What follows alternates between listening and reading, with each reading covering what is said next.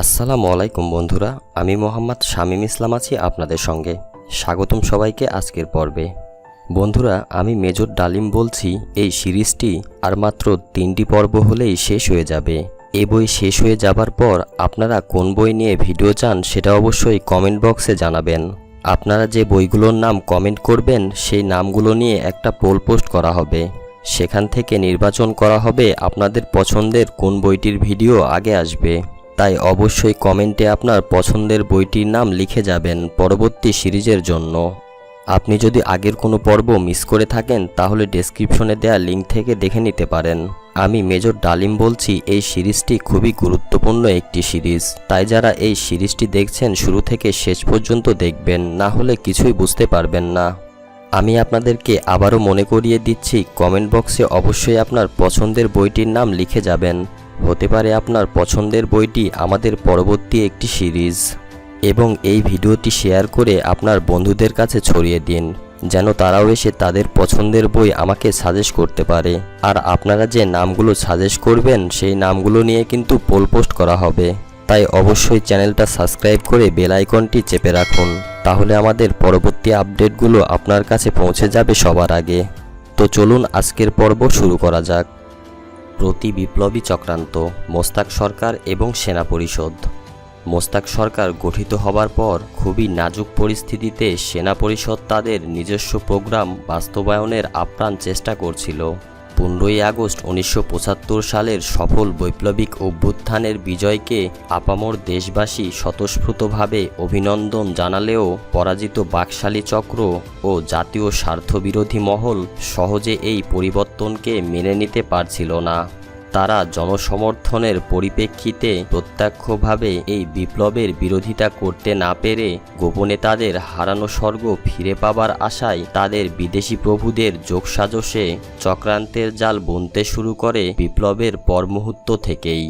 তাদের এ ধরনের তৎপরতা সম্পর্কে আমাদের সদা সতর্ক থাকতে হচ্ছিল। বিপ্লবের পর পরাজিত শক্তিকে সমূল্যে বাংলাদেশের মাটি থেকে উপড়ে ফেলার জন্য আমরা যথেষ্ট ছিলাম। সর্বদলীয় সরকার কায়েম করে তার তত্ত্বাবধানে যত শীঘ্র সম্ভব নির্বাচিত সরকারের হাতে ক্ষমতা হস্তান্তর করে জাতীয়তাবাদী চেতনাকে দৃঢ়ভাবে প্রতিষ্ঠিত করতে। একই সাথে উদ্যোগ নেওয়া হয়েছিল জাতীয় রক্ষী বাহিনীকে প্রপার স্ক্যানিংয়ের পর সেনাবাহিনীর সাথে একত্রীভূত করে এবং প্রয়োজনীয় পদক্ষেপ গ্রহণের মাধ্যমে সেনাবাহিনীর পুনর্গঠন করে বিপ্লবের সপক্ষ শক্তিকে সুসংঘবদ্ধ করার। সেনা পরিষদের পক্ষ থেকে এই বিশেষ গুরুত্বপূর্ণ দায়িত্ব দেয়া হয়েছিল নবনিযুক্ত সেনাপ্রধান মেজর জেনারেল জিয়াউর রহমানকে। বিপ্লবের প্রতি পূর্ণ সমর্থন দানকারী জেনারেল ওসমানীকে নিয়োগ করা হয় প্রেসিডেন্ট মোস্তাকের সামরিক উপদেষ্টা। তার মূল দায়িত্ব ছিল বাংলাদেশের উপেক্ষিত সামরিক বাহিনীর সার্বিক কাঠামো নতুন করে জাতীয় প্রতিরক্ষার জন্য প্রয়োজনীয় ধাঁচে গড়ে তোলা। সেনাবাহিনীর পুনর্গঠনের কাজটি তখনকার পরিপ্রেক্ষিতে ছিল খুবই জটিল এবং দুরূহ একটি কাজ। রক্ষী বাহিনীর সদস্যদের বাছাই করে তাদের সেনাবাহিনীতে নিয়োগ করতে হবে। সেনাবাহিনী থেকে বাকশালীমনা, দুর্নীতিপরায়ণ এবং উচ্চাভিলাষীদের বের করে দিতে হবে। প্রয়োজন মতো ইউনিটগুলোর পুনর্বিন্যাস করতে হবে।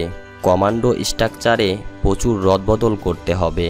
সর্বোপরি সেনাবাহিনীর প্রতিটি সৈনিককে বিপ্লবের লক্ষ্য এবং উদ্দেশ্যবলী সম্পর্কে সচেতন করে তুলতে হবে।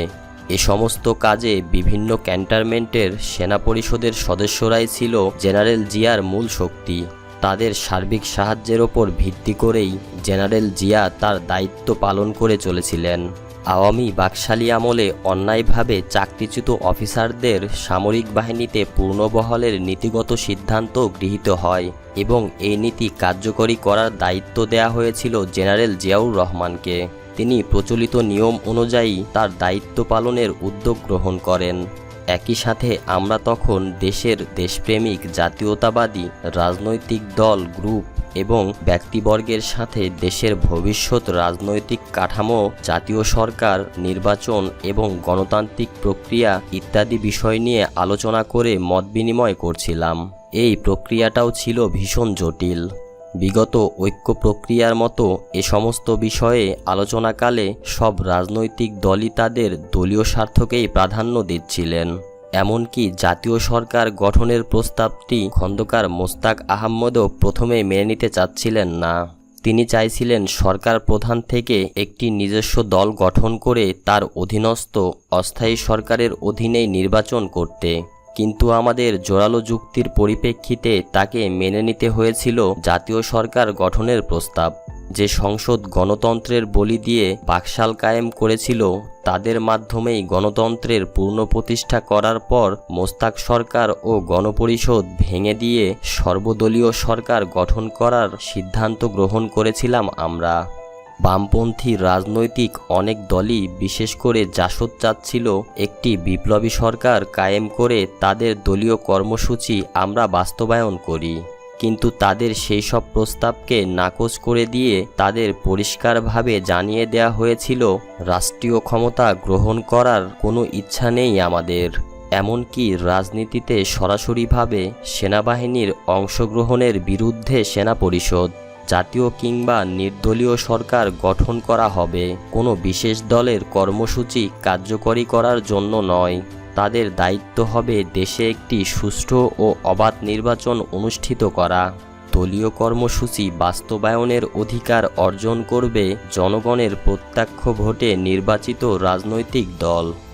ব্রিগেডিয়ার খালেদ মোশাররফ এবং কর্নেল সাফায়াত জামিল জেনারেল জিয়ার বিরুদ্ধে ষড়যন্ত্র শুরু করে। জেনারেল জিয়া জানালেন, ব্রিগেডিয়ার খালেদ মোশাররফ এবং কর্নেল সাফায়াত জামিল তার কাজে বাধার সৃষ্টি করছে। কিছু বাকশালীমনা অফিসার তাদের সাথে হাত মিলিয়েছে। ব্রিগেডিয়ার খালেদ মোশাররফ এবং কর্নেল সাফায়াত জামিল তাদের সাথে হাত মিলিয়েছে কিছু বাকশালপন্থী অফিসার। ব্রিগেডিয়ার খালেদ একজন বীর মুক্তিযোদ্ধা, কিন্তু ভীষণ উচ্চবিলাসী।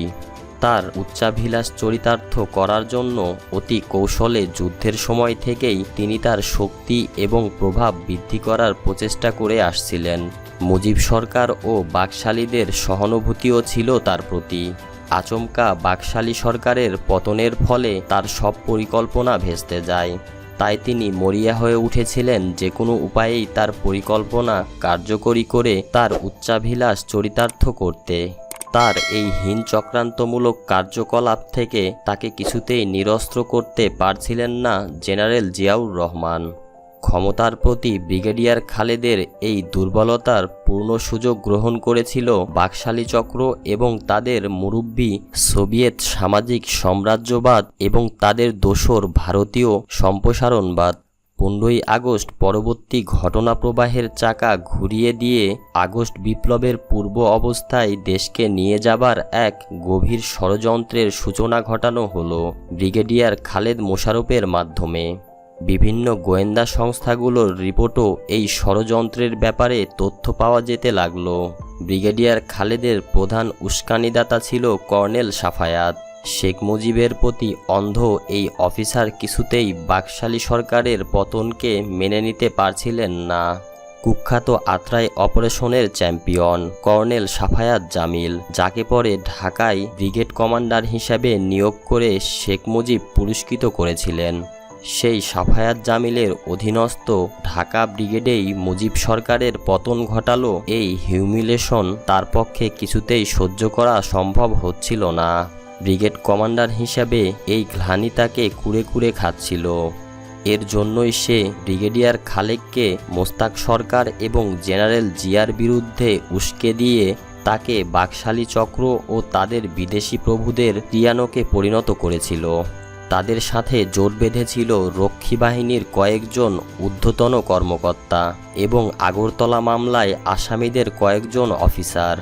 প্রথমত, আমরা এবং কর্নেল ওসমানী ব্রিগেডিয়ার খালেদ মোশাররফ এ ধরনের আত্মঘাতী এবং জাতীয় স্বার্থবিরোধী কর্মকাণ্ডে লিপ্ত হতে পারেন সেটা বিশ্বাস করতে পারছিলাম না। কিন্তু ক্রমে যখন বিভিন্ন সেনানিবাসগুলো থেকে সেনা পরিষদের সদস্যরাও একই ধরনের খবর পাঠাতে লাগলো, তখন বিষয়টি চিন্তার কারণ হয়ে উঠল। বোঝা যাচ্ছিল সংকট ঘনিয়ে আসছে। ব্রিগেডিয়ার খালেদ মোশাররফকে এ ধরনের সর্বনাশা চক্রান্ত থেকে সরে দাঁড়াবার জন্য ব্যক্তিগতভাবে অনুরোধ জানিয়েছিলাম, কিন্তু তাতেও বিশেষ ফল হলো না। 36 জন সেনা অফিসারকে চাকরি থেকে অব্যাহতি দেওয়ার সিদ্ধান্ত গ্রহণ করা হয়। কোনো অঘটন ঘটাবার চক্রান্ত বানচাল করার লক্ষ্যেই ওই সিদ্ধান্ত নেওয়া হয়। পরিশেষে সিদ্ধান্ত নেওয়া হলো ব্রিগেডিয়ার খালেদ, কর্নেল সাফায়াত এবং তাদের সহযোগীদের অবিলম্বে সেনাবাহিনী থেকে বহিষ্কার করতে হবে। দেশ এবং জাতিকে দাসত্বের হাত থেকে বাঁচানোর আর কোনো উপায়ই ছিল না। অনেক বিচার বিবেচনার পর সিদ্ধান্ত নেওয়া হলো অসৎ এবং কট্টর বাকশালপন্থী অফিসারদের সামরিক বাহিনী থেকে অব্যাহতি দেয়া হবে। সর্বমোট 36 জন অফিসারকে সেনাবাহিনী থেকে অব্যাহতি দেওয়ার সিদ্ধান্ত গ্রহণ করা হয়। কাজটি ছিল খুবই ঝুঁকিপূর্ণ, কারণ স্বাধীনতা সংগ্রামের সব যোগ্য কমান্ডারদের প্রতি একটা বিশেষ আকর্ষণ এবং অনুগত্য ছিল তাদের অধীনস্থ যোদ্ধাদের। সেই পরিপ্রেক্ষিতে ব্রিগেডিয়ার খালেদ এবং কর্নেল সাফায়াতকে চাকরিচ্যুত করলে সেনাবাহিনীতে একটা প্রতিক্রিয়া হতে পারে, কিন্তু আমরা নিশ্চিত ছিলাম ব্রিগেডিয়ার খালেদ এবং তার দোসরদের চক্রান্তের আসল উদ্দেশ্য সৈনিকদের সামনে তুলে ধরলে ব্যক্তিগত অনুগত্য যাদের আছে তারাও জাতীয় স্বার্থবিরোধীহীন চক্রান্তকে সমর্থন করবে না। আমাদের তরফ থেকে সিদ্ধান্তের কথাটা জেনারেল জিয়াই জেনারেল ওসমানীকে জানালেন। সব শুনে তিনি স্তম্ভিত হয়ে গেলেন। তিনি কিছুতেই বিশ্বাস করতে পারছিলেন না খালেদ এবং সাফায়াত এ ধরনের ন্যাক্কারজনক কাজে লিপ্ত হতে পারে। কিন্তু গোয়েন্দা বিভাগীয় প্রধানরা যখন বিস্তারিত রিপোর্ট তার সামনে পেশ করলেন, তখন অসহায় আক্ষেপে ক্ষিপ্ত হয়ে উঠেছিলেন তিনি। বৃহত্তর চক্রান্তের বরে খালেদ চক্র। ব্রিগেডিয়ার খালেদ এবং তার দোসররা বৃহত্তর চক্রান্ত বরে হিসেবেই শুধুমাত্র ব্যবহৃত হচ্ছিল। গোয়েন্দা রিপোর্ট থেকে বোঝা যাচ্ছিল তাজউদ্দিন আহমদ পরবর্তী সরকার গঠনের প্রস্তুতি নিচ্ছিলেন।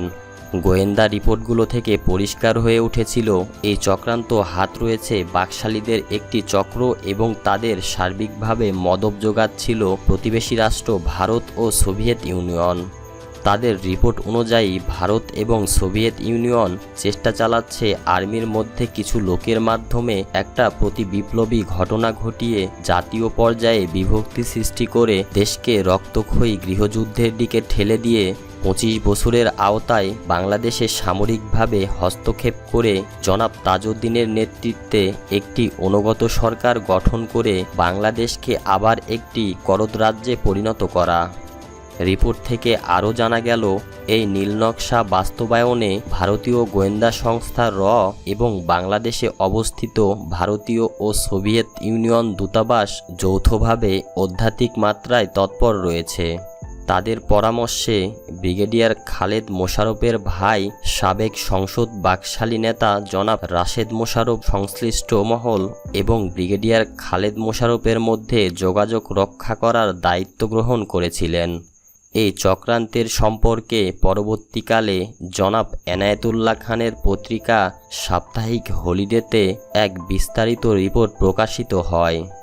বাংলাদেশ দি আনফিনিশেড রেভলিউশন গ্রন্থে জনাব লিপসুজল লিখেছেন, রয়টার সংবাদদাতা জনাব আতিকুর আলমের হাতে ভারতীয় হাইকমিশনার জনাব সমর সেনের কাছে অভ্যুত্থান বিষয়ক জনাব তাজউদ্দিনের স্বহস্তে লিখিত একটি চিঠি পৌঁছেছিল।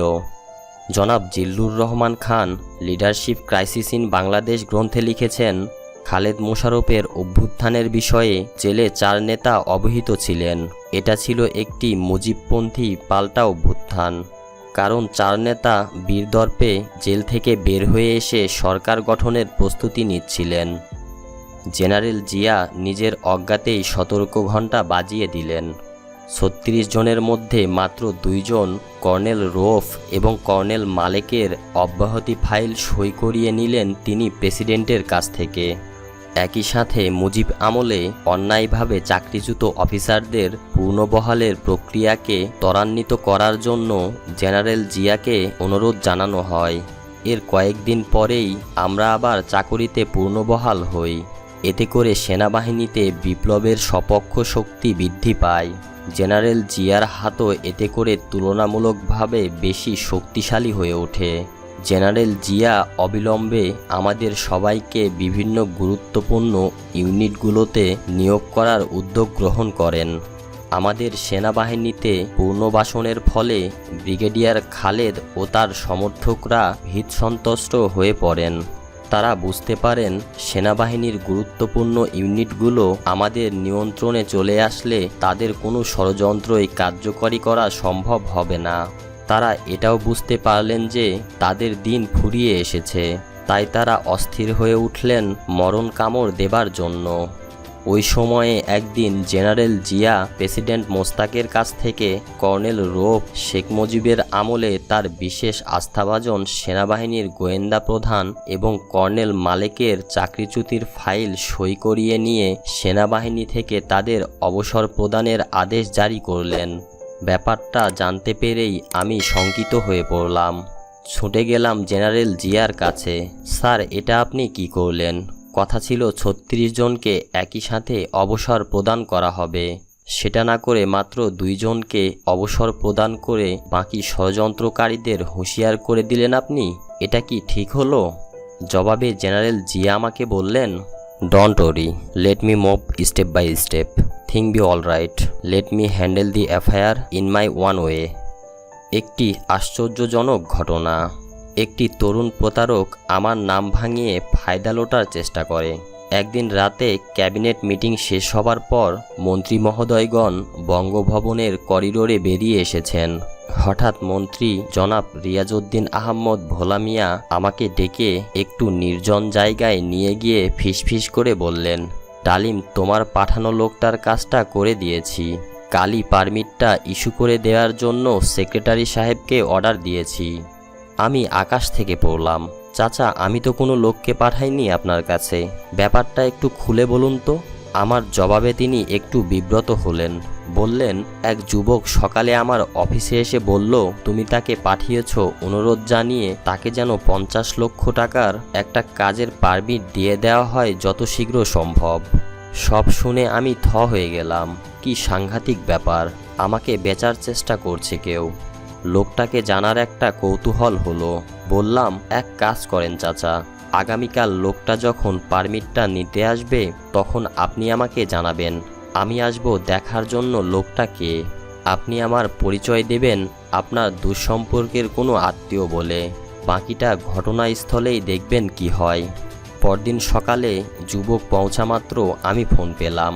আমি কয়েকজন আইবির লোক সঙ্গে করে উপস্থিত হলাম মন্ত্রী সাহেবের দপ্তরে। চেম্বারে ঢুকে দেখি এক কেতাদুরস্ত তরুণ চাচার মুখোমুখি বসে চা খাচ্ছে।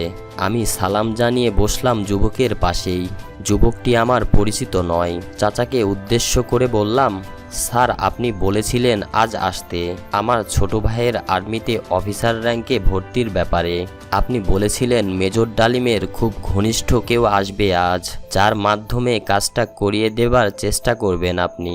আমার কথার ধরন বুঝে নিয়ে মিনিস্টার সাহেব বললেন, হ্যাঁ, এই ভদ্রলোকই সেই ব্যক্তি। বলেই আমাকে তার দূরসম্পর্কের আত্মীয় বলে পরিচয় করিয়ে অনুরোধ জানালেন। ভাই সাহেব, এই ছোট ভাই কমিশন র্যাঙ্কের জন্য আইএসএসবির অপেক্ষায় আছে। বুঝতেই তো পারেন এদেশে সুপারিশ ছাড়া কিছুই হয় না। আপনি মেজর সাহেবের খাস লোক, তাই অনুরোধ জানাচ্ছি ওর কাজটা যদি করে দিতেন তবে খুবই উপকার হতো। কথা শেষ হতেই যুবক বলল, কি যে বলেন মিনিস্টার সাহেব, এ তো খুবই সামান্য একটা কাজ। এর জন্য মেজর ডালিমের প্রয়োজন নেই। জেনারেল জিয়া কিংবা ব্রিগেডিয়ার খালেককে বলে দিলেই যথেষ্ট। কথা শেষ করে যুবক আমার দিকে ফিরে তার একটা ভিজিটিং কার্ড দিয়ে বলল, আমার সাথে দেখা করবেন। আপনার সামনেই জেনারেল জিয়া এবং ব্রিগেডিয়ার খালেককে ফোন করে আপনার সমস্যার সমাধান করে দিব। তার সাহস ও আত্মপ্রত্যয় দেখে আমরা সবাই অবাক হয়ে গিয়েছিলাম। যুবক দিব্যি আরামে বসে সিগারেট টানছিল আর কথা বলছিল। চাচার সাথে চোখাচোখি হলো। দুজনকেই কৃতজ্ঞতা এবং সালাম জানিয়ে বেরিয়ে এসে বাইরে অপেক্ষারত আইবির লোকদের বললাম, লোকটা ধুরন্ধর ঠক। ভেতরে গিয়ে আপনারা আপনাদের কর্তব্য পালন করুন। তদন্তের রিপোর্টটা আমাকে দেখাবেন। পরে তদন্তে দেখা গিয়েছিল যুবকের নাম ঠিকানা সবই ভুয়া। রিপোর্টে ঠিক বোঝা যায়নি সমস্ত ব্যাপারটা একটা ঠকবাজি প্রতারণা ছিল নাকি এর পেছনে অন্য কোনো উদ্দেশ্য ছিল। ঘটনাটি হাতে নাতে ধরা না পড়লে আমার নামে দুর্নীতির অভিযোগ রটানো যেত অবশ্যই। এই ঘটনার পরিপ্রেক্ষিতে প্রচার মাধ্যমগুলোর মাধ্যমে এ ধরনের প্রতারণার ব্যাপারে সচেতন থাকার জন্য আবেদন জানানো হয়েছিল। আমরাও বিশেষভাবে সতর্ক হয়ে উঠেছিলাম। চোখ কান খোলা রেখে চলতে হবে। আবেদুর রহমান অতি কৌশলে ঘুষ নেবার ধৃষ্টতা দেখান। প্রত্যেক ধনী ব্যক্তি মনে করে যে কোনো জিনিসই টাকায় কেনা যায়। অক্টোবরের শেষাশেষি ঘটল আরেকটি ঘটনা। এক সন্ধ্যায় মেজর শাহরিয়ার রেডিও কন্ট্রোল থেকে জরুরি ফোন করে ডেকে পাঠালো। হ্যালো স্যার, আসসালামু আলাইকুম। ওয়ালাইকুম আসসালাম। আজ রাতে আবেদুর রহমানকে কাস্টরি থেকে বের করে লন্ডন পাঠাবার বন্দোবস্ত করেছেন প্রেসিডেন্ট। এ বিষয়ে আপনি কিছু জানেন কি? বলল শাহরিয়ার। না তো, এ বিষয়ে আমি কিছুই জানি না স্যার। দুর্নীতির অভিযোগে যাদের গ্রেপ্তার করা হয়েছে তাদের এভাবে বিনা বিচারে ছেড়ে দেয়া হলে এ সরকারের সুনাম ক্ষুণ্ণ হবে। লোকজন বলাবলি করবে, আবার সেই পুরনো খেলাই শুরু হলো। টাকা পয়সার লেনদেনের মাধ্যমে দুর্নীতিবাজরা নিজেদের ধরাছোঁয়ার বাইরে সরিয়ে নিয়ে যাচ্ছে। তুমি ঠিকই বলছো শাহরিয়ার। তোমার খবর যদি সত্যি হয়ে থাকে তবে কিছুতেই আবেদুর রহমানকে বিদেশে যেতে দেয়া ঠিক হবে না। তুমি পুনরায় তাকে আটক করার ব্যবস্থা করো। তাকে ধরতে হবে এয়ারপোর্ট থেকে, যাতে করে এর পেছনের মূল ব্যক্তিদের পরিচয় পাওয়া যায়। অভিযুক্ত কাউকে ছেড়ে দেবার অধিকার কারো নেই। After you get him let me now. Okay sir, I shall do everything that is necessary. Telephone রেখে দিল শাহরিয়ার। মাঝরাতের লন্ডনগামী ফ্লাইটে বিশেষ ব্যবস্থায় তুলে দেয়া হয়েছিল আবেদুর রহমানকে। প্লেনের ভেতর থেকেই অফলোড করে ধরে এনেছিল শাহরিয়ারের পাঠানো টাস্ক ফোর্স। পরে খবর পেয়ে আমি গিয়ে উপস্থিত হলাম শাহরিয়ারের কন্ট্রোল রুমে। আইজি জনাব নুরুল ইসলাম এবং গ্রেপ্তারকৃত বিশেষ ব্যক্তিদের ইনচার্জ ডিআইজি জনাব ইএ চৌধুরীকেও ডেকে আনা হলো, কারণ খবর পাওয়া গিয়েছিল এ ব্যাপারে তাদের হাত রয়েছে। জনাব ইএ চৌধুরীকে জিজ্ঞেস করলাম, স্যার, দুর্নীতির সুনির্দিষ্ট অভিযোগে যাদের গ্রেপ্তার করা হয়েছে তাদের দায়িত্বে তো আপনিই রয়েছেন, তাই না? জি হ্যাঁ, জবাবে বললেন জনাব চৌধুরী। সেক্ষেত্রে জনাব আবেদুর রহমানকে ছাড়পত্র দিয়ে প্লেনে তুলে দেবার বন্দোবস্ত করলেন কার হুকুমে? আমার অপ্রত্যাশিত প্রশ্নে কিছুটা ভড়কে গেলেন জনাব চৌধুরী। আমতা আমতা করে বললেন, আইজি সাহেবের হুকুমেই এ ব্যবস্থা করেছিলাম আমি। আইজি সাহেব, আপনি কি করে এ ধরনের হুকুম দিলেন? থতমত খেলেন আইজি সাহেব। প্রেসিডেন্টের কথা মতো কাজ করেছি আমি। প্রেসিডেন্ট সাহেব এ ব্যাপারে কোনো লিখিত অর্ডার দিয়েছেন কি? প্রশ্ন করলাম। জি না, টেলিফোনে বলেছিলেন। টেলিফোনের কথা যদি এখন প্রেসিডেন্ট অস্বীকার করেন তখন আপনার অবস্থা কি হবে আইজি সাহেব? আইনের রক্ষক হয়ে এ ধরনের কাজ করাটা ঠিক হয়েছে কি আপনার? আমার কথায় ভীষণভাবে ঘাবড়ে গেলেন পুলিশের জাদরেল অফিসার জনাব ইসলাম। কিছুক্ষণ ভেবে নিয়ে বললেন, মেজর সাহেব, উপরওয়ালাদের ইচ্ছা আমাদের মতো জুনিয়রদের জন্য হুকুমের সমান। বাহ, বেশ বলেছেন। ঔপনিবেশিক আমলাদের এই বিশেষ গুণটি ভালোই জানা আছে আপনার। কিন্তু বাংলাদেশ তো একটি স্বাধীন দেশ। এক্ষেত্রে এমন একটি আইন বিরোধী কাজ করতে এতটুকুও বাধল না আপনার? বাধবেই বা কেন? ঘুণে ধরা ব্যবস্থার শিকার আপনারা আমরা সবাই। স্বাধীনতা পূর্বকালে ঔপনিবেশিক আমলাতন্ত্র সৃষ্টি করে তৃতীয় বিশ্বের সব দেশেই শোষণ কায়েম রেখেছিল বিদেশি শাসকরা। তথাকথিত স্বাধীনতা লাভের পর সেই আমলাতন্ত্রের অবকাঠামোকে অটুট রেখে দেশকে লুটেছে সাদা চামড়ার জায়গায় জাতীয় ব্রাউনরা। তাদের ওই অপশাসন শোষণে সবসময়েই মদক জুগিয়ে এসেছে ভাগীদার হিসেবে সামরিক ও বেসামরিক আমলাতন্ত্র। অসৎ রাজনীতিবিদ এবং আমলাতন্ত্রের মাঝে জাতীয় সম্পদের ভাগবাটোয়ারা হয়ে এসেছে সব আমলেই। কিন্তু এই লুটপাটের দায়িত্ব কখনোই বহন করতে হয়নি আমলাতন্ত্রকে। সব দায় বহন করতে হয়েছে শুধু রাজনীতিবিদদেরই। আমলারা হেফাজতে থেকেছেন সব সময়ই, ব্যাকস্টেজ প্লেয়ার হিসেবে ধরাছোঁয়ার বাইরে। কিন্তু সেই অপকর্মের ধারাবাহিকতা বজায় রাখার জন্য মুক্তিযুদ্ধ কিংবা আগস্ট বিপ্লব হয়নি। এই দুটো সংগ্রামই করা হয়েছে জাতীয় পরিসরে সর্বক্ষেত্রে গণমুখী পরিবর্তন আনার জন্য। সেক্ষেত্রে সময়ের দাবিতে আমাদের মন মানসিকতা বদলাতে হবে, তা না হলে সব কিছুই ব্যর্থ হয়ে যাবে। আইজি সাহেব, প্রেসিডেন্ট যদি আপনাকে সে ধরনের কোনো কথা বলেও থাকেন, তখন একজন অভিজ্ঞ অফিসার হিসেবে তো আপনার বলা উচিত ছিল যে কাজটা বেআইনি, বিধায় করা ঠিক হবে না, তাই নয় কি? আশা করি আগামীতে এ ধরনের ঘটনা আর ঘটবে না। আবেদুর রহমানকে ধরে আনা হয়েছে, যাবার সময় তাকে সঙ্গে নিয়ে করে যাবেন। আইন সবার জন্যই সমান, কথাটা কাজেও প্রমাণিত হওয়া উচিত, কি বলেন? তাদের সাথে আলাপ শেষ করে জনাব আবেদুর রহমানকে ডাকিয়ে আনা হলো। আমাদের সামনে এসেই তিনি হাউমাউ করে কাঁদতে শুরু করে বলতে লাগলেন, স্যার, আমি জীবনে অনেক অন্যায় করেছি, যথেষ্ট টাকা পয়সাও উপার্জন করেছি অসৎ উপায়ে। আমি তার প্রায়শ্চিত্ত করতে চাই, আমাকে একটা সুযোগ দেন আপনারা। বলেই বিদেশি একটি ব্যাংকের চেকবুক বের করে তার কয়েকটা ব্ল্যাঙ্ক পাতায় সই করে সেটা টেবিলের ওপর রেখে দিয়ে বললেন, বিদেশে আমার যা গচ্ছিত আছে তার সবটাই আমি আপনাদের দিয়ে দিতে চাই স্বেচ্ছায়। কি সাংঘাতিক লোক! প্রকারান্তরে ঘুষ দিতে চাচ্ছেন তিনি। উপস্থাপনটা অতি অভিনব এবং চমৎকার। তার সাথে আর কোনো কথা বলতে রুচিতে বাঁধল। শাহরিয়ারকে বললাম, আমি চললাম, অনেক রাত হয়ে গেছে। তুমি আবেদুর রহমান সাহেবকে আইজি সাহেবকে হ্যান্ডওভার করে দাও বলে ফিরে এসেছিলাম। টিপিক্যাল আমলাতান্ত্রিক মানসিকতা।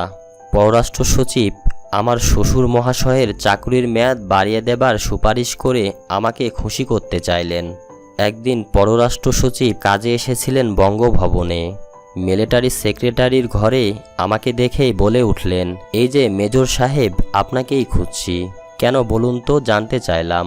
আপনার শ্বশুর জনাব আর চৌধুরী আমার বিশেষ বন্ধু, তিনি এ মাসেই রিটায়ার করছেন। তার মতো একজন অভিজ্ঞ লোকের খুবই প্রয়োজন আমাদের লন্ডন মিশনে, বিশেষ করে এই সময়ে। তাই ভাবছি প্রেসিডেন্ট সাহেবকে বলে 3 বছরের একটা এক্সটেনশন করিয়ে দেই, কি বলেন? প্রেসিডেন্টের বিশেষ কারণে যে কোনো অফিসারকেই সর্বাধিক 3 বছর পর্যন্ত এক্সটেনশন দেবার ক্ষমতা রয়েছে। ধৈর্য সহকারে তার কথা শুনে বললাম, স্যার, আমার শ্বশুর সরকারি চাকরির নিয়ম অনুযায়ী রিটায়ার করছেন, তাকে এক্সটেনশন দেবার প্রয়োজন আছে কিনা সেটা আপনার ডিপার্টমেন্টাল অ্যাফেয়ার্স, সেটা আপনিই ভালো বুঝবেন। এক্ষেত্রে আমার মতামত কিংবা পরামর্শ নেবার যৌক্তিকতাটা ঠিক বোধগম্য হচ্ছে না। আমার জবাবে সেক্রেটারি সাহেব কেমন যেন একটু দমে গেলেন, কিন্তু ঝানু লোক, যেতে যেতে বলে গেলেন, না মানে ব্যাপারটা আপনাকে জানিয়ে রাখা আর কি, এছাড়া আর কিছুই নয়। উদ্দেশ্য পরিষ্কার। তিনি আমাকে জানান দিয়ে গেলেন আমার শ্বশুরের এক্সটেনশনটা হচ্ছে তারই উদ্যোগে। তিনি পরে ঠিকই প্রেসিডেন্টের কাছে ফাইলটা পাঠিয়েছিলেন স্ট্রংলি রেকমেন্ডেড করে, তবে আমি সেটা হতে দেইনি প্রেসিডেন্টকে অনুরোধ করে। আমার যুক্তি ছিল, সাধারণভাবে সরকারের নীতি যেখানে এক্সটেনশনের বিরুদ্ধে, সেখানে আমার শ্বশুরকে এক্সটেনশন দিলে লোকজন কথা বলার সুযোগ পাবে। তোষামোদকারীরা রাষ্ট্রপতিকে খুশি করার সর্বাত্মক চেষ্টা চালাচ্ছিল। সাধারণভাবে মানব চরিত্র তোষামোদের প্রতি দুর্বল হয়ে থাকে। মোসাহেবদের দল মানুষকে আরও দুর্বল করে তুলতে পারে। একদিন দেখি জাতীয় ব্যাংকের গভর্নর জোরে সোরে লবি করে চলেছেন, নতুন নোট যেটা ছাপাবার সিদ্ধান্ত নেওয়া হয়েছে তাতে প্রেসিডেন্ট মোস্তাকের ছবি ছাপানো উচিত। কয়েকজন পদস্থ আমলাও কোরাসে যোগ দিয়ে একই কথা বলে বেড়াচ্ছেন। এক ফাঁকে আমি গভর্নর সাহেবকে কাছে পেয়ে বললাম, স্যার, অস্থায়ী সরকারের রাষ্ট্রপতির ছবি ছাপানোর জন্য এতটা মরিয়া হয়ে উঠেছেন কেন? আমার প্রশ্নের উপযুক্ত জবাব খুঁজে না পেয়ে কিছু না বলেই হেঁটে পড়লেন। এমনিভাবে একদিন শুনতে পারলাম কিছু রাজনৈতিক নেতা এবং কিছু আমলা বিতর্কের ঝড় তুলেছেন। আমাদের কোনো নির্দিষ্ট জাতীয় পোশাক নেই, একটা জাতীয় পোশাক নির্ধারণ করতে হবে। পোশাক যেটাই সাব্যস্ত হোক না কেন, মোস্তাক টুপিকে অবশ্যই জাতীয় পোশাকের অংশ হিসাবে গ্রহণ করতে হবে। মুসলমান হিসেবে জাতীয় পোশাকে টুপি থাকতে পারে যুক্তিসঙ্গত কারণেই, কিন্তু সেটা মোস্তাক টুপি হতেই হবে কোন যুক্তিতে, সেটাই বোধগম্য হচ্ছিল না। তাই একদিন তদবিরকারীদের একজন জাদরেল নেতাকে অনুরোধ করেছিলাম যুক্তিটা আমাকে বুঝিয়ে দিতে। তিনি তেমন কোনো ঠোস যুক্তি দিতে ব্যর্থ হয়েছিলেন। এরপর হঠাৎ করেই এই তদবিরে ভাটা পড়েছিল, যে কোনো কারণেই হোক। সব জায়গাতেই কেমন যেন পচনের দুর্গন্ধ। ধসে পড়ছে চারিত্রিক ও মানবিক মূল্যবোধ। যে কোনো রাষ্ট্রের জন্য সামরিক ও বেসামরিক আমলাতন্ত্র হলো মেরুদণ্ড। সেখানে আগা থেকে গোড়া পর্যন্ত পচন ক্যান্সারে পরিণত হয়েছে। সেই ক্যান্সার ছড়িয়ে পড়ছে জাতীয় পরিসরে। সেখানে শুদ্ধি অভিযান চালিয়ে কতটুকু পরিবর্তন আনা সম্ভব, সেটা একটা কঠিন প্রশ্ন ও ভাবনার বিষয়। দ্রুত এই পচন ও অবক্ষয়ের হাত থেকে দেশ ও জাতিকে বাঁচানো অত্যন্ত দুরূহ কাজ। অসম্ভবকে সম্ভব করার প্রক্রিয়া শুরু করার পরিবেশ সৃষ্টি করার দায়িত্ব ঐতিহাসিকভাবেই আজ আমাদের ওপর বর্তেছে। এই গুরুদায়িত্ব পালনের আপ্রাণ চেষ্টা করে চলেছি আমরা পাহাড় সমান প্রতিবন্ধকতার মুখে। জানি না কতটুকু এগিয়ে নিয়ে যেতে পারবো এই প্রক্রিয়াকে। এ সমস্ত ভাবতে ভাবতে একসময় ঘুমিয়ে পড়েছিলাম। পরদিন অভ্যাস মতো ভোর 6টায় ঘুম ভেঙে গেল। প্রাতক্রিয়া সম্পন্ন করে কাপড় পরছিলাম, সেই সময় প্রেসিডেন্টের আর্দালি এসে জানালো প্রেসিডেন্ট সাহেব নাস্তার জন্য আমাকে ডেকে পাঠিয়েছেন। তার কামরায় গিয়ে দেখলাম আমাদের প্রায় সবাই সেখানে উপস্থিত। আমি একটা খালি চেয়ারে বসলাম প্রেসিডেন্টের অনুমতি নিয়ে। ভাবছিলাম প্রেসিডেন্ট গতরাতে আবেদুর রহমানের বিষয়ে জিজ্ঞাসা করবেন, কিন্তু সে বিষয়ে কোনো উল্লেখ না করে হঠাৎ তিনি বলে উঠলেন, বাবা, আমগো মধ্যে কমিউনিস্ট কেডা কেডা? অপ্রত্যাশিত প্রশ্নটা করেই তিনি আমাদের সবাইকে দেখতে লাগলেন তীক্ষ্ণ জিজ্ঞাসু দৃষ্টি দিয়ে। মুখে ছিল তার স্বভাবসিদ্ধ রহস্যময় হাসি। আমাদের কেউই তার প্রশ্নের জবাবে কিছুই বলল না। তিনি আমাদের সবাইকে নিশ্চুপ দেখে আবার বললেন, যারাই কমিউনিস্ট হও না কেন, তোমরা জাইনা রাখো আমি সবচেয়ে বড় কমিউনিস্ট। এরপর আর বিশেষ কোনো কথাবার্তা হলো না। নাস্তা শেষে আমরা সবাই বেরিয়ে এলাম। মনে খটকা লাগলো, প্রেসিডেন্ট হঠাৎ করে এমন একটা অপ্রাসঙ্গিক প্রশ্ন করলেন কেন? তবে কি তিনি বিভিন্ন রাজনৈতিক দল নেতৃবৃন্দ ও ব্যক্তিদের সাথে আমাদের, বিশেষ করে আমার গোপন যোগাযোগের বিষয়ে কিছু জানতে পেরেছেন? নাকি তিনি ইঙ্গিতে আমাদের কাছে নিজেকে প্রগতিবাদী হিসেবে আখ্যায়িত করার চেষ্টা করলেন? কিছুই ঠিক বুঝতে পারলাম না। তার সেই উক্তি রহস্যবিত্তই রয়ে গেল আমাদের সবার কাছে। মেজর নূর পেল শেষ আলটিমেটাম। মেজর হাফিজ এবং ক্যাপ্টেন ইকবাল জেনারেল জিয়াকে চিফ অফ স্টাফের পদ থেকে সরানোর ব্যাপারে তাদের শেষ কথা জানিয়ে দেয়। এদিকে আমাদের চাকুরিতে পূর্ণবহালের গ্যাজেট নোটিফিকেশন বেরোলেও পোস্টিং অর্ডার তখন পর্যন্ত বেরোয়নি। লিস্টেড অফিসারদের চাকরিচ্যুতির ফাইলটিও সই হয়ে আসেনি প্রেসিডেন্টের কাছ থেকে। বুঝতে পারলাম বিভিন্ন স্বার্থান্বেষী মহলের কুটচালের পরিপ্রেক্ষিতেই এই দুটো বিষয়ে সিদ্ধান্ত বাস্তবায়নে বিলম্বিত হচ্ছে। গলদটা যে কোথায় সেটা খুঁজে বের করার চেষ্টা করেও কোনো হদিশ পেলাম না আমলাতান্ত্রিক মারপেচের গোলক ধাঁধায়। সংকট ঘনীভূত হতে থাকলো। সেপ্টেম্বরের শেষে এক দুপুরে মেজর নূর এসে উপস্থিত হলো আমার ঘরে। কি ব্যাপার নূর, তোমাকে বেশ চিন্তিত মনে হচ্ছে? চিন্তারই বিষয় স্যার। গত 2 দিন যাবৎ মেজর হাফিজ এবং ক্যাপ্টেন ইকবালের সাথেই আছি। শেষবারের মতো ওরা আমার মাধ্যমে অনুরোধ জানিয়েছে তাদের প্রস্তাবটা উপেক্ষা না করে পুনর্বিবেচনা করার জন্য। ওরা চূড়ান্তভাবে সিদ্ধান্ত নিয়েছে জেনারেল জিয়াকে আর্মি চিফ অফ স্টাফের পদ থেকে সরাবার প্রস্তাব সেনা পরিষদ যদি মেনে না নেয়, তবে তারাই প্রয়োজনীয় পদক্ষেপ গ্রহণ করবে। নূরের কথায় বুঝতে পারলাম বিপদ ঘনিয়ে আসছে। যে কোনো সমঝোতার ভিত্তিতেই হোক হাফিজ ও ইকবাল ব্রিগেডিয়ার খালেদের সাথে এক হতে চলেছে। একম ইস্টবেঙ্গল রেজিমেন্টের ওপর বিশেষ প্রভাব রয়েছে হাফিজ ও ইকবালের। একম ইস্টবেঙ্গলকে হাত করতে পারলেই সম্ভব হবে ব্রিগেডিয়ার খালেদের পক্ষে ঢাকায় জেনারেল জিয়ার বিরুদ্ধে কোনো প্রতিবিপ্লবী পদক্ষেপ গ্রহণের উদ্যোগ নেয়া, আর সেটা হবারই আলামত দেখা যাচ্ছে। মেজর নূরের কাছে তাদের প্রকাশিত মনোভাব সেই ইঙ্গিতই বহন করছে। চিন্তিতভাবেই নূরকে বলেছিলাম, ওদের বলে দিও যা ইচ্ছে তাই ওরা করতে পারে, তাতে বাধা দিতে না পারলেও সমর্থন আমরা কিছুতেই দিতে পারবো না।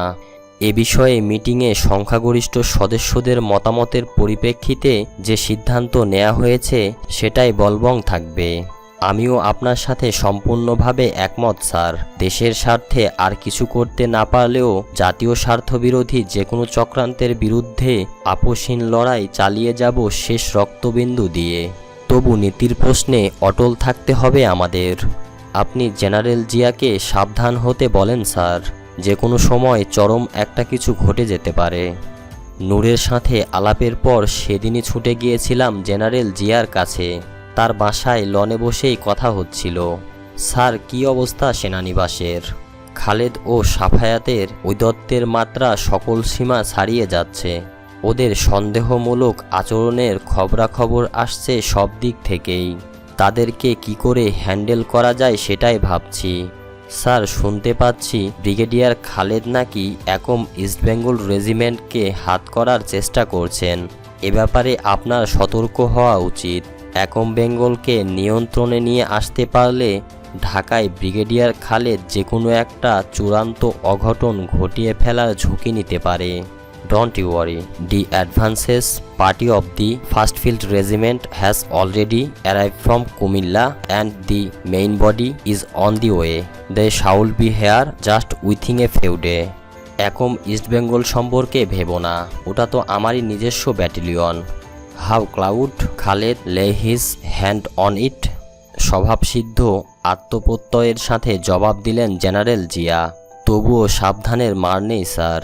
সব দিকেই সার্বক্ষণিক নজর রেখে চলতে হবে আপনাকে এখন থেকে। Please don't under estimate your opponent. ভালো কথা, আমাদের পোস্টিং অর্ডারগুলো এখনও বেরোচ্ছে না কেন? এ ব্যাপারে গড়িমসি করছে কেন?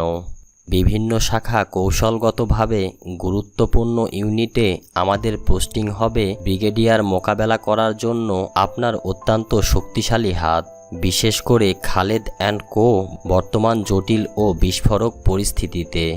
তোমার পারতে হবে এখন পর্যন্ত রাষ্ট্রপতির স্বাক্ষরিত অবসরের আদেশ পেতে। আমি আপনাকে বলছি স্যার, সময় ফুরিয়ে আসলে এবং এই জিনিসগুলি সম্পন্ন করার জন্য আপনাকে অবশ্যই চেষ্টা করতে হবে অনেক দেরি হওয়ার আগেই। আই আন্ডারস্ট্যান্ড, জবাব দিলেন জেনারেল জিয়া। বাইরে প্রকাশ না করলেও তিনি যে ভীষণভাবে উদ্বিগ্ন সেটা আমি তাকে একান্তভাবে জানি বলেই বুঝতে পারছিলাম। এভাবেই সেদিন আমাদের আলাপ শেষ হয়েছিল। সেটাই ছিল 2-3 নভেম্বরের আগে তার সাথে আমার শেষ সাক্ষাৎকার। আসন্ন বিপর্যয় মোকাবেলায় রাজনৈতিক প্রচেষ্টায় সেনা পরিষদ। বিপর্যয় ঠেকানোর জন্য সব মহলের কাছ থেকেই রাজনৈতিক সহযোগিতা ও সমর্থন আদায় করার আপ্রাণ চেষ্টা করা হয়।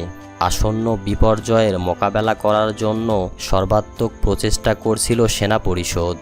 অনেক ভেবেচিন্তে ঠিক করলাম, যে কোনো প্রতিবিপ্লবের মোকাবেলা করার জন্য বর্তমান অবস্থা সম্পর্কে জাতীয়তাবাদী এবং দেশপ্রেমিক সব রাজনৈতিক নেতৃবৃন্দের সাথে আলোচনা করা উচিত। আলোচনা করা হলো সাম্যবাদী দলের নেতা তোহা ভাই, সর্বহারা পার্টির মাহবুব জাসদের মেজর জলিল এবং গণবাহিনীর নেতা কর্নেল তাহেরের সাথে। সোভিয়েত ভারত মদতপুষ্ট যে কোনো প্রতিবিপ্লবী চক্রান্তের বিরুদ্ধে সম্মিলিতভাবে প্রতিরোধ গড়ে তোলার ব্যাপারে একমত হয়েছিলেন সবাই। সবকিছু জানার পর কর্নেল তাহের বলেছিলেন, এই মুহূর্তে জেনারেল জিয়ার বিরোধিতা করা দেশদ্রোহিতারই সমান। কারণ বর্তমান অবস্থায় সেনাবাহিনীর পুনর্গঠন এবং ঐক্যের প্রয়োজনে জেনারেল জিয়ার কোনো বিকল্প নাই। তাছাড়া যে কোনো বৈদেশিক হস্তক্ষেপের বিরুদ্ধে জাতিকে ঐক্যবদ্ধ করে তোলার জন্য জিয়ার ভাবমূর্তি, ব্যক্তিত্ব এবং ভাবমূর্তিও বিশেষভাবে প্রয়োজনীয় হয়ে পড়বে। তাই জিয়াকে আমাদের যে করেই হোক না কেন বাঁচিয়ে রাখতে হবে বিপ্লবের স্বার্থে, জাতীয় স্বার্থে। তিনি দ্ব্যর্থহীনভাবে আরও বলেছিলেন, অবশেষে খালেদ যদি সত্যি জেনারেল জিয়ার বিরুদ্ধে কোনো প্রতিবিপ্লবী পদক্ষেপ গ্রহণ করে তবে তার নেতৃত্বাধীন গণবাহিনী সেনা পরিষদের সাথে ঐক্যবদ্ধভাবে সেই চক্রান্তের বিরোধিতা করবে। আবার আমরা শুরু করব সমাজ পরিবর্তনের অসমাপ্ত বিপ্লব। বিদেশি আগ্রাসনের বিরুদ্ধে জাতীয় প্রতিরোধ গড়ে তোলার স্বার্থে ঐক্যফ্রন্ট গঠন করতে হবে অন্যান্য সব জাতীয়তাবাদী এবং প্রগতিশীল দলগুলোর সাথে।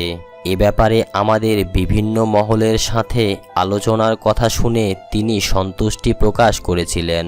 সেদিন আমাদের আলাপ হচ্ছিল বন্ধুত্বের পরিপ্রেক্ষিতে। একান্ত বিশ্বাস এবং নির্ভরশীলতার সাথে আলোচনা করেছিলাম আমরা। সেদিন কোনো বিশেষ দলের নেতা হিসাবে কথা বলছিলেন না কর্নেল তাহের। তার অঙ্গীকারে খুঁজে পেয়েছিলাম নিষ্কলুষ নিবেদিত প্রাণ, দেশপ্রেমিক একজন সাচ্চা মুক্তিযোদ্ধার আন্তরিক উৎকণ্ঠা। মুক্তিযুদ্ধের শুরুতে একদিন কোয়েটা থেকে একত্রে পালিয়ে আসার পরিকল্পনা প্রণয়নে নিঃস্বার্থ দেশপ্রেম আমাদের অনুপ্রাণিত করেছিল। সেই একই অনুপ্রেরণায় আজ আবার জাতি এক মহাক্লান্তি লগ্নে আমরা অঙ্গীকারবদ্ধ হলাম জাতীয় স্বার্থবিরোধী যে কোনো চক্রান্তের মোকাবেলা করার জন্য ঐক্যবদ্ধভাবে কাঁধে কাঁধ মিলিয়ে।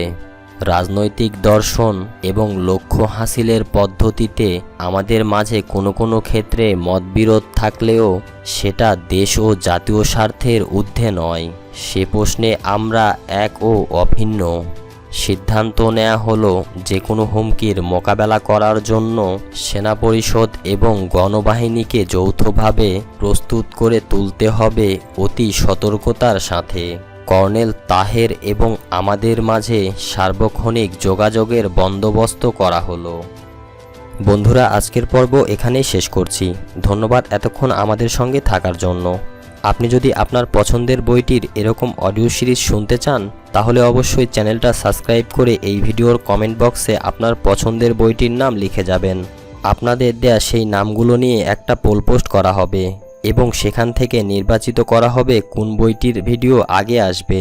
তাই অবশ্যই এখানে পার্টিসিপেট করবেন, কারণ আপনার পছন্দের বইটি হতে পারে আমাদের পরবর্তী একটি সিরিজ। চ্যানেলটি অবশ্যই সাবস্ক্রাইব করে রাখবেন এবং নোটিফিকেশন বেল আইকনটি চেপে রাখুন, তাহলে পরবর্তী আপডেটগুলো সবার আগে আপনার কাছে পৌঁছে যাবে। ভিডিওটি যদি ভালো লেগে থাকে তাহলে অবশ্যই একটা লাইক দিবেন এবং ভিডিওটি শেয়ার করে ছড়িয়ে দিন আপনার বন্ধু এবং পরিবারের কাছে। এই ইতিহাসগুলো সবারই জানা প্রয়োজন, এগুলো খুবই গুরুত্বপূর্ণ ইতিহাস। ধন্যবাদ এতক্ষণ আমাদের সঙ্গে থাকার জন্য। ফিরে আসব পরবর্তী পর্বে ইনশাআল্লাহ। আজকের মতো আল্লাহ হাফেজ।